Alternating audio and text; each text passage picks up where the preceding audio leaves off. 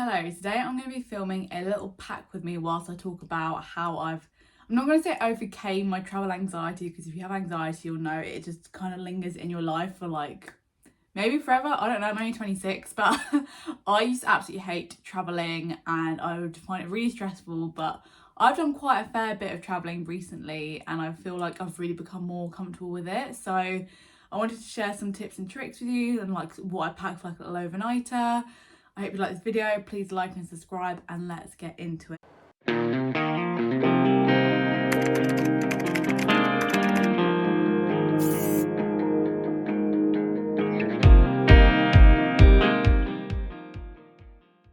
So I don't know if I'm going to be able to edit this video yet because I've not tried iMovie in a while. So it's either going to be all in one shot or chopped up. We will see. I don't know if you can see behind me. There is a lot of stuff on this bed. I'm very much the person I like to spread it all out and then pack. So where am I going this weekend? I am seeing Dua Lipa tomorrow night with my friends. It's actually my friend Elmo's birthday today when I'm filming this. I know she normally watches my video, so hi. I hope you're having a good birthday.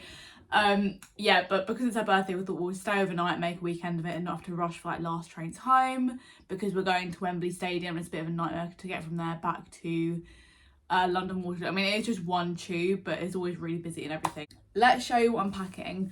So I'll show you what I'm wearing tomorrow, travel-wise. It's been really hot in the UK this weekend, so I'm not really wearing a lot. And I'm also like in my fake tan zone, and I'm gonna wash my hair tomorrow, so that's why I always feel like I start these videos saying I'm not looking my best, but you know what, take me as you find me. Tomorrow I'm gonna wear this little top. This is really old Forever 21, but I really love it. It's just got like a kind of floral lace here, and then it's got like a really low back, but it's so floaty. Obviously you can't really wear a bra with it, but just put some nipple covers on, you're good to go. I literally live in nipple covers in the summer because I wear a lot of like sheer tops like this and I don't really need too much support up here, so yeah. So yeah, I'm gonna wear this. These shorts from, I think they're from Gap, but my godmother gave them to me and I just thought they'd look really cute with a white top. I wore these a lot in Montenegro. They're just so comfy because I just feel like I love the look of denim shorts, but I just find them really heavy and like they can kind of stick to you, especially when it's like really hot. Like it's been about 30 degrees in the UK this week. It's a little bit cooler today and it's more cloudy.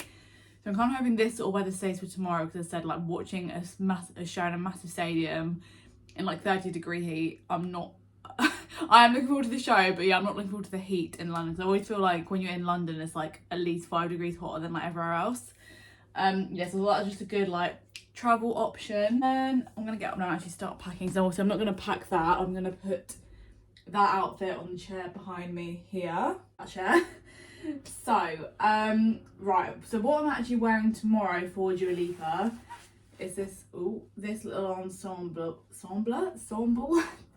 if I know how to speak. So, this is called the Concert Cold. It's from ASOS. I bought it months ago, but it's still on there now.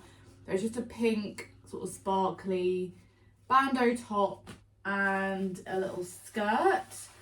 Again, I'm kind of glad I bought it because it is like ridiculously hot at the moment. But I also thought, if I don't wear it now, I could wear it for Brighton Pride in August. So yeah, it's just matching skirt, matching top. But to stop chub rub and like sweaty crotch area, I'm just going to wear a pair of these Tala shorts underneath. I've tried them on, they don't show up really underneath. And if I'm out on the train, so I don't have to worry about flashing everyone. So yeah, nice, comfy, practical, but also kind of cool. And this bag I've had for ages. It's from Primark, where I found it on Vinted. It's just a little like bum bag, and it literally matches the sparkly vibes of that. And I just feel like at a concert I hate having like a big bag, and this, it doesn't like hurt my back, it doesn't hurt my shoulder, just whack it on, good to go all day. I am very much a trainer girl. I'm quite tall, and I said when I'm at concerts I would like to be comfortable. So I've got 3 pairs of trainers here. That's not my full trainer collection. I do have about, I think 6 or 7 pairs of trainers. So I'll show you the kind of vibe I'm thinking of. So these are my ones I actually wear to work. These are from Marks and Spencer's. They're kind of like, I feel like they're kind of a hybrid between a Veja and like an Adidas Samba or Adidas Gazelle, because I love the look of Adidas shoes, but when I'm at work, because obviously I wear quite smart trousers and stuff, like I just feel like the beige doesn't go with like smart trousers. I don't know, but these are like white all around. They're really neutral, they go with everything, but they still got this sort of like Adidas design here. I like them, but for walking and standing for long periods of time, they're not the most comfortable. So they're fine for like an office day, I'm sat down most of the day, but for like long periods of time, not the comfiest. I then have these trainers which I thought would look cool with the pink, but looking at it now, it's more like silver than pink, so I'm not sure if these are going to go. These are from Elle Sport. I've never even heard of that. I obviously know like Elle, the magazine. But yeah, I love these chunky trainers with like wide leg jeans or like longer trousers because they just give me a bit of height. Yeah, so I do love these, but I probably won't wear them. I think these are the trainers I probably will go for. These are just a pair of white leather Converse. They're a bit beaten up. I thought, again, if I'm going to a concert, they're going to get a bit disgusting anyway. They're actually like got rose gold kind of, what are these things called? Like the metal bits. So they don't quite go with the outfit, but I know these are comfy, and like in a picture you won't really see that anyway. And these are actually a 6.5, because I always remember my dad saying, when I went through my running phase, I'm not really a runner anymore, but he said always buy running trainers like a half size bigger, because obviously your feet sweat and they expand stuff when you're exercising. So these are actually a 6.5, the other two are a 6. So yeah, these are so comfy, I never get blisters, so I think I'm going to wear these. So that's tomorrow night sorted. What else have I got here? I should probably show my actual bag that I take. So for an overnighter, I normally take this Cath Kidston bag. I've had it for so long, I don't know what it's called, if they still sell it. Is Cath Kidston still a thing? I think they stopped. I think the shops have stopped, but is it still a thing online? I don't know. So what I normally do, I've also got a sleep mask in here because you never know. And I think I've got some earpods, or like, what are they called? Earplugs, that's what I meant.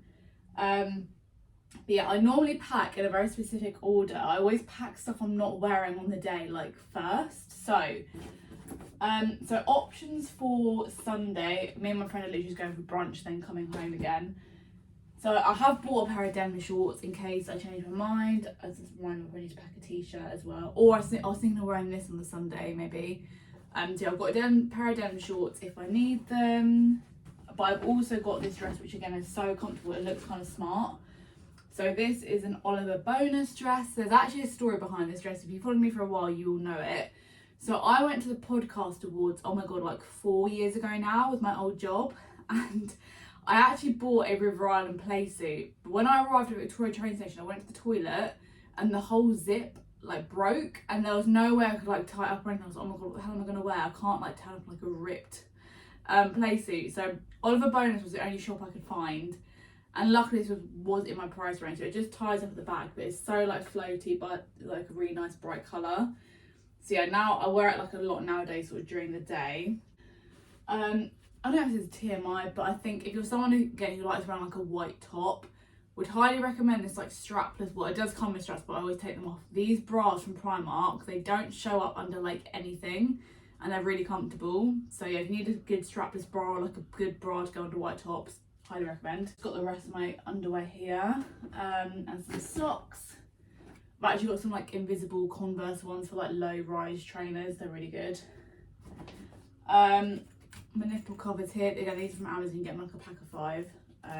Yeah, and then my toiletry bag. So these are both from Ted Baker. This is what I use for my actual toiletries. Also I need to pack the last little bits tomorrow. But yeah, they're actually the perfect size. I can just fit everything in, and I'm a girl who likes my skincare and makeup, so highly recommend. I actually got these both as gifts. I don't know how much they were, so that's going to go in last. And again, this is my makeup bag. I've had, oh hello, it's probably Amazon man. Again, I will put that in last. And this is a more recent purchase. This looks like a sunglass case, but it's not. What it is, you open it, and inside are all these like different pill packets. I'll probably only take one of these out with me, so I'll probably take the Saturday one with me, which I need to refill. But yeah, it's got like a morning one and a nighttime one. So practical. Again, if you're going away for a week, you can take the whole thing, but if you just go for like 1 or 2 nights, take a few of these out, because I take like epilepsy meds and vitamins, so it's just so much easier putting them all in one place. Pyjamas wise, I feel like I always pack these ones, but these are just some, were they from New Look last year or the year before? Yeah, I know they're comfy and cool, which is what I need. I always pack a Tangle teaser over any other hairbrush because it's just really light in my bag. I probably will bring a comb as well for my actual hair, like during the day. Yeah, so I can now, yeah, I can pack this in now. So yeah, it's kind of all I really pack really, especially for an overnight. Like I try not to be a ridiculously overpacker.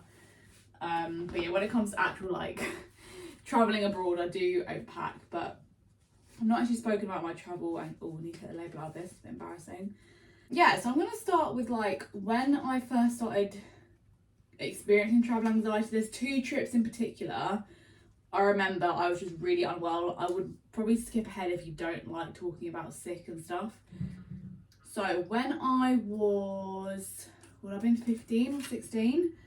Me and my mum went to the Isle of Wight, and I think I had food poisoning looking back, and I just remember like waking up and obviously I was really unwell. I couldn't keep food down, and I think from that young age, because it was such a like strong memory, I just thought, oh my god, every time I go away now I'm gonna be sick. So since then I got really anxious, like eating in new places and like being away from home. So yeah, that's kind of where it started. Then when I was 18, I went to Zante with my friends, like as a classic after A-levels holiday. And again, on that holiday, because a massive symptom of my anxiety is like nausea and being sick. So it was my first holiday abroad without parents. I was in a country I'd never been to before. It was just like a lot, and I was like the lead booker, so I had all like travel documents and stuff. I just found like a lot of pressure, to be honest. Someone who like I'm not the sort of person who goes on holiday every year. I have done recently, but my parents aren't together, so from the ages of about 13 to about, I said 17, 18, I didn't go abroad because like, my mum couldn't afford it. So yeah, so I wasn't used to go on holidays constantly, so it just felt very out of routine for me. I'm going to sit back down now. Yeah, so on this trip to Zante, and obviously that's the summer before I went to university, so I was already really anxious about that. In a place I didn't know, and again, I was just really violently unwell that whole week. So again, it just kind of built up more memories in my head of like, every time I go away, I am just sick, I don't like it kind of thing. So as the years sort of followed, again, I didn't really go on holiday abroad for a few years because of like the pandemic and everything. But then as we sort of got out of the pandemic, I did kind of think, I think when you're sat at home most of the time, you're like, I do want to go away and experience things, but as I just knew in my brain, I'm like, but I know that causes me to feel sick. So it's just like really hard to break that pattern. Yeah, so what was I think I went to Milan, was the first trip abroad after the pandemic, but I was literally like 2 or 3 days away. So that was a good way to ease myself back into it. I didn't love that trip for a few reasons. I just found Milan quite intense, and my mum nearly got her purse stolen, so it wasn't the best trip, but it did kind of help me break away some of that anxiety. But again, I've not been abroad with my friends since that Zante trip, because I think as well, if you have anxiety, you'll know what I mean. Like, I would hate to go away with my friends and then be worrying about me or ruin their experience by me being unwell or anxious. So that's why I've always just put off going abroad with friends. Like, but again, I think now I've got a few more trips under my belt and I've like felt pretty well throughout them. I do hopefully in the future maybe want to do that again. As in, I've done a lot of like staycations with my friends and have been absolutely fine, so I should like draw on that experience, that going away with friends doesn't mean I'm going to be sick. But yeah, I think unfortunately, or not unfortunately, but a lot of my friends are like with partners or have bought houses recently, so I don't know if we will go abroad again as like a friendship group or whatever, but who knows. But recently I've been to Montenegro with my dad and my dad's side of the family, and then I went to the Cotswolds with my mum like a week later. So I've done a lot of travel. As I said, I'm normally okay on like British staycations because I said it's like very used to, like I'm used to my environment. It's not like different to where I live at home kind of thing. But I think definitely going abroad because it's like hotter, new foods, like not knowing where I'm going each day, that's where a lot of the anxiety stems from. But a few years ago, I went on holiday with my dad for the first time in like years, and it was actually 3 weeks after I broke up with my ex-boyfriend, and obviously my head was like all over the place, and I thought like, I don't know if I can go on this holiday, but I thought it was too late to cancel. And to be honest, I think because I went on that holiday in the worst possible headspace, and it was actually okay, like I still had some nice days and stuff, like that's the dog trying to get in now. I think that kind of proved to me, like, even though I felt like absolute shite, like I still did it. And then since then I've been on 2 more holidays. So I said I went to Portugal in 2023 with my dad. And then last year I went to Greece with my dad, both my brothers and my brother's girlfriends. It was like quite a nice big group of us. And I think the key to getting more comfortable like going abroad is definitely go with people you feel like super comfortable with. And I know for me, with my like mum or dad, they have seen me in all sorts of states, so I don't feel as bad if I was to be anxious around them. But also I know my friends have known me for like 10 to 20 years now, like, so I shouldn't be so self-conscious of it. But like when I spoke to my therapist, she goes, I know what you mean, like obviously your family are kind of there for you through thick and thin, but obviously with your friends it's kind of the expectation to be having fun, like being on your best form. And obviously I know friends and family should be there for you no matter what, but it's definitely different going on holiday or spending time with family compared to friends, in my opinion. So I went to Greece last year with my dad and brother and everything, and that was really fun. That was one of my favourite holidays ever. And then this year I went to Montenegro. My brother didn't come because he's now saving for a house. But yeah, this time around, like, even though my brother wasn't, because I think as well my brother, because again he's known me my whole life, like and my brother's really different to me. Like he doesn't really, obviously he knows I'm an anxious person, but he still, I feel like my brother treats me the same whether I'm feeling anxious or not, if that makes sense. And I think because my brother's not, I think it's really important to surround yourself with people who don't experience anxiety, because they will just kind of carry on as normal. Whereas I think if you are always around anxious people or people who are aware of your anxiety, they might be constantly asking, are you okay, can I do, and like sometimes you just don't want the fuss. So that's why I really value spending time with my older brother, because he just carries on as normal whatever state I'm in. That went off on a bit of a tangent. You're right there, Stan. Be a woman here now, the windows are shut because there's a load of like work going on outside. As I said, this year my older brother wasn't on the trip with us, but I always just find, for me, I just know the first 24 hours of any abroad holiday, I just don't feel great. I think it just, I've come to accept it more now. Like something I worked on a lot with my previous therapist was like acceptance therapy. So it's kind of noticing, like I said, because no matter how many pills you take or how much therapy you do, the anxiety never fully goes away. Trust me, I've tried it all. It doesn't completely go away. I wish it did, but you just kind of got to like learn to know, okay, the anxiety is here, what can I do to minimize it? You've kind of got to let it pass through, because I think for a good couple of years, like in my mid-20s, I would say it was getting to the point where I was just like fearing the anxiety, sort of that fuels the anxiety even more, and I was just stuck in such a horrible loop. Like even earlier this year, going out for coffee with my friend was a struggle, because I was already thinking, oh my god, if I go out for coffee and brunch I might feel sick, I can't eat it, and do you know what I mean? I was just spiraling. But in a way, I stopped therapy like 3 or 4 months ago now, and I think that was good, because I was also going to these sessions like saying what I need to do and stuff, and I wasn't actually going out and doing it. So then kind of breaking away from that therapist and putting those thoughts into actions has kind of helped me overcome a lot. So when I went to Montenegro this time, I said the first 24 hours I felt quite nauseous, but again, now in my head I'm like, I know I get that nauseous feeling, but there's been more times I've felt nauseous and not been sick. So I kind of keep that in mind. I'm like, right, I'm just not going to eat much of my meal today, and that's fine. There's more chances to eat. At least I'm trying to eat. I'm not avoiding food completely. I think that's why a lot of the time I do. If you ever see me lose weight, that's normally when I'm stressed about something. And again, I get really self-conscious. Oh god, if I don't eat all my food, are people going to think there's something wrong with me? But like my therapist's like, well, if you saw a friend not eating, what would you think? And I'd obviously it'd be more out of concern. I wouldn't be judging them to be mean, if that makes sense. So when I went to Montenegro, I felt a bit nauseous the first like 24 hours, but I didn't eat all my dinner the night before, but got to the airport, I had a bowl of porridge, that was fine, we had a light lunch. So it's just really getting in tune with your body and knowing what you need in those times of anxiety. And again, I really loved Montenegro. I would go back in a heartbeat. There's so much to do and see there, whether you want a beach holiday, like go to see historic sites and stuff. Yeah, I would recommend Montenegro to anyone.